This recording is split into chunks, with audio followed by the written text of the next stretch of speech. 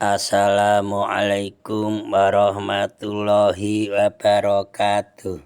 Selamat berbahagia jamaah ngaji tafsir Al-Quran dengan referensi kitab tafsir Al-Ibris Mu'alif Mbah Kiai Haji Bisri Mustafa Rembang, dengan sanad Mbah Kiai Haji Samsul Mu'in Khalid, pendiri dan pengasuh Pondok Pesantren Darul Amin, Cacak Banyuwangi, Jawa Timur.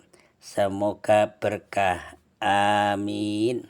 Dilanjutkan surat Ali Imran ayat 155 dengan tema sebab kelemahan dan kegagalan umat Islam dalam perang Uhud. A'udzu billahi minasyaitonir rajim. Bismillahirrahmanirrahim.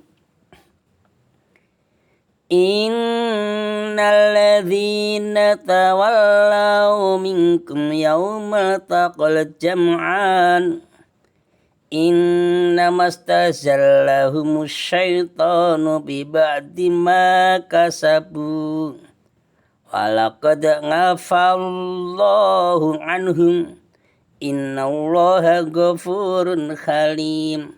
Artinya, sesungguhnya orang-orang yang berpaling di antara kamu ketika terjadi pertemuan atau pertempuran antara dua pasukan itu, pasukan kafir Quraisy dan pasukan Islam, sesungguhnya mereka digelincirkan oleh setan disebabkan sebagian kesalahan dosa yang telah mereka perbuat pada masa lampau. Tetapi Allah Subhanahu wa taala benar-benar telah memaafkan mereka. Sungguh Allah Subhanahu wa taala Maha Pengampun, Maha Penyantun. Innalladzina Satuhune wong-wong akeh tawalau kang padha mlenga sapa ladina mingkum saking sira kabeh yaumal taqa ing dalem dinane campur pertempuran jam'ani sapa jam'ani golongan loro kaum kafir Quraisy dengan kaum muslimin. Inna mastazalam angin pastine mlesetaken ang ladina sapa saitanu setan. Sapa saitanu setan bibadi masa sebagiane barang kasabu kang padha nglakoni sapa aladina ing ma wala kadang ngafalan yakti paring pangapuran sapa Allah Gusti Allah taala nganhum saking aladina. Inna Allah satune Allah taala iku ghafurun akeh ngapurane halimun tur Aris. Ayat 155.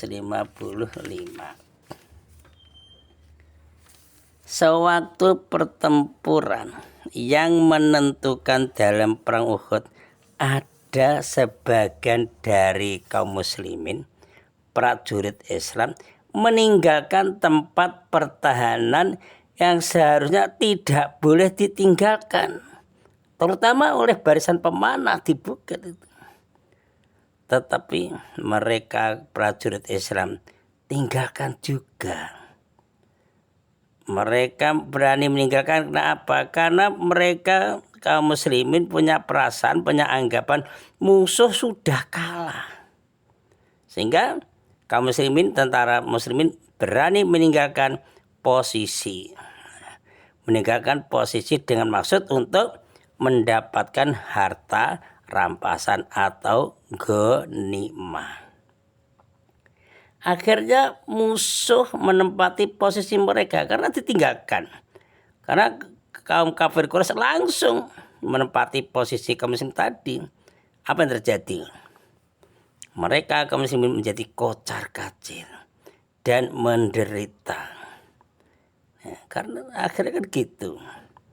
Karena apa? Karena serangan musuh yang bertubi-tubi, mendadak bertubi-tubi, Dahsyat betul itu. Meskipun demikian, akhirnya mereka kaum muslimin sadar dan menyesali kesalahannya. Oh iya ya, kok saya tinggalkan, akhirnya terjadi seperti ini. Kita salah, oh iya salah, sadar. Maka Allah Subhanahu wa taala mengampuni kaum muslimin yang sadar tadi. Sesungguhnya Allah Subhanahu wa taala Maha Pengampun. Kita yakin Allah Maha Pengampun.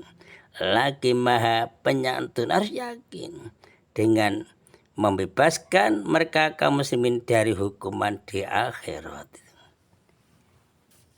Peperangan yang terjadi dalam sejarah Islam di masa Kanjeng Nabi Muhammad SAW, ini catatan penting. Tak ada satu pun yang dimulai oleh kaum muslimin. Catatan ini. Sikap Kanjeng Nabi Muhammad SAW dan para sahabat dalam hal ini hanya defensif. Hanya mempertahankan diri. Bukan ofensif. Nah, sesuai dengan prinsip-prinsip dalam Al-Quran. Yang artinya, perangilah di jalan Allah orang-orang yang memerangi kamu, tetapi janganlah melampaui batas. Sungguh Allah tidak menyukai mereka yang melampaui batas, harus adil. Surat Al-Baqarah ayat 190. Tetapi ini, apabila pihak musuh kok mengajak damai, ya sabarlah segera. Surah Al-Anfal ayat 61. Kita harus selalu siap menerima perdamaian. Jika kecenderungan ke arah perdamaian di pihak lain juga demikian, sama-sama mengajak kebaikan. Jangan menipu. Pangeran Diponegoro sama Belanda mengajak perdamaian, ternyata menipu, menangkap. Tugas kita sebagai kaum muslimin harus menjadi pelopor perdamaian, tokoh perdamaian. Bukan menjadi pelopor peperangan. Tak ada faedahnya berperang hanya untuk berperang, itu tidak ada faedahnya. Menghabiskan nyawa, tenaga, dan lain-lain, biaya. Begitulah yang terjadi dalam perang Badar. Surah Al-Imran ayat 123. Ayat 13 dan ayat 123. Pada bulan Ramadan tahun kedua setelah hijrah. Kemudian dalam perang Ahzab, perang Parit, surah Al-Ahzab ayat 9, sekitar tahun kelima setelah hijrah. Musyrikin Mekah dengan kekuatan 10.000 orang dengan bantuan Yahudi yang berkhianat setelah mengadakan perjanjian dengan Rasulullah SAW. Tetapi mereka kemudian lari, kaum Yahudi dan orang tentara lainnya, musyrikin, dan kembali ke Mekah membawa kegagalan besar, total kalah. Lalu yang terakhir perang Hunain, tak lama setelah pembebasan Mekah pada tahun ke-8, setelah Fathul Mekah. Begitu juga dalam perang Uhud, surah Al-Imran ayat 121. Yang terjadi setelah perang Badar. Pihak musuh yang datang jauh-jauh dari Mekah mau menyerang Madinah. Kedatangan mereka, kata mereka itu kaum kafir Mekah, dengan kekuatan 3.000 orang datang ke Madinah, hendak membalas kekalahan mereka dalam perang Badar.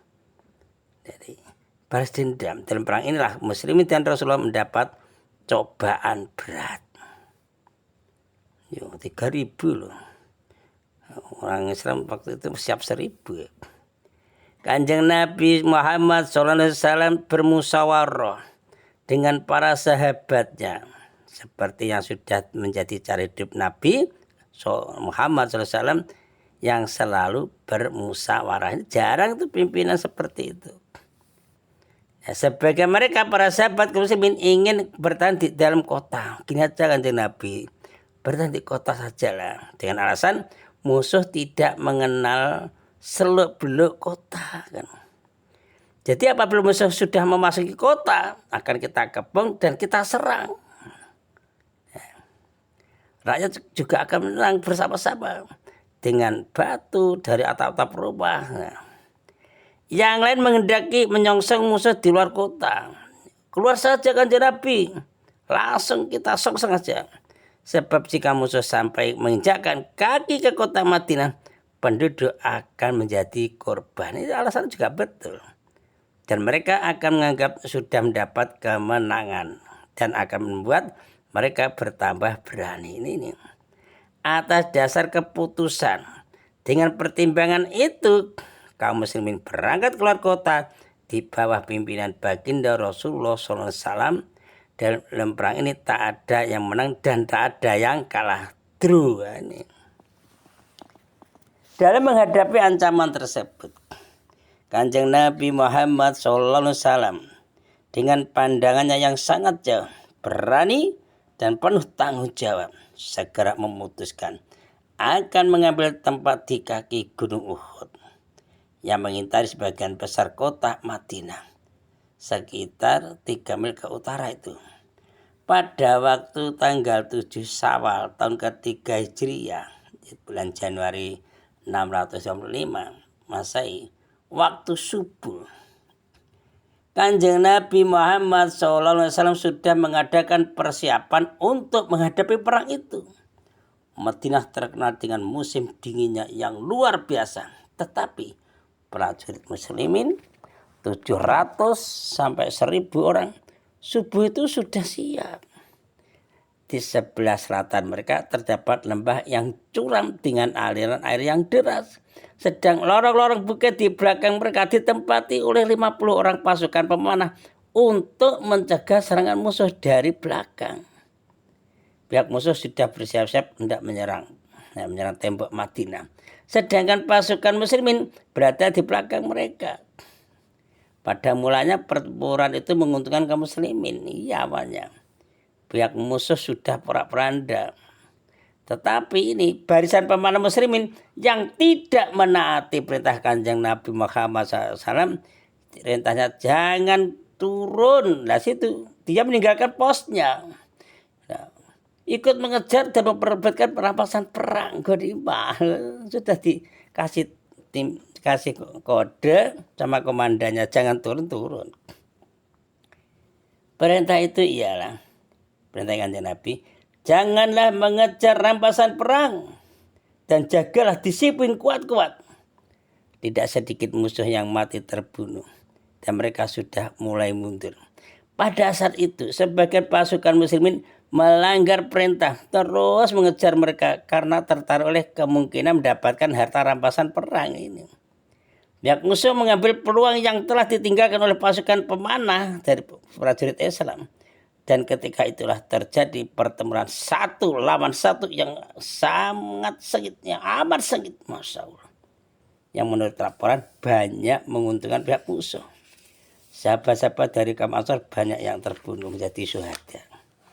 Tetapi mereka kaum muslimin prajurit Islam tidak kenal mundur prajurit Islam. Dalam pertempuran ini Hamzah, paman Rasulullah SAW dari pihak bapak terbunuh sebagai mati syahid. Amin. Rasulullah SAW sendiri juga mendapat luka-luka di bagian kepala dan muka. Ya, sebuah giginya tanggal. Kalau tidak karena keteguhan hati, keberaniannya dan ketenangannya, niscaya pihak muslimin akan menderita kekalahan besar. Meskipun Kanjeng Nabi Muhammad SAW dalam keadaan luka, begitu juga kaum muslimin yang lain mengalami luka-luka. Keesokan harinya mereka kembali ke medan pertempuran. Abu Sufyan dan pasukan Mekahnya dengan hati-hati sekali segera menarik diri. Ayo pulang ke Mekah. Madinah dapat diselamatkan. Kaum muslimin dapat belajar dari peristiwa ini keimanan, kesetiaan, dan ketabahan. Insya Allah bisa dilanjutkan ayat 156. Shadaqallahul Azim. Assalamualaikum warahmatullahi wabarakatuh.